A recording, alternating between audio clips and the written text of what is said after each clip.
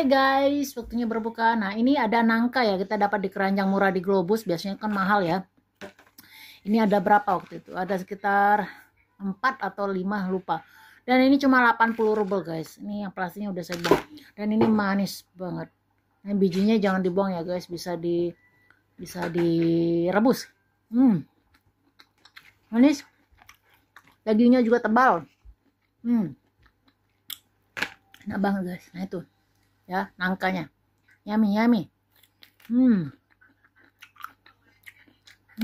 Manis banget. Biasanya nangkanya di Globus itu mahal banget. Nah ini akhirnya bisa makan nangka ya di Rusia.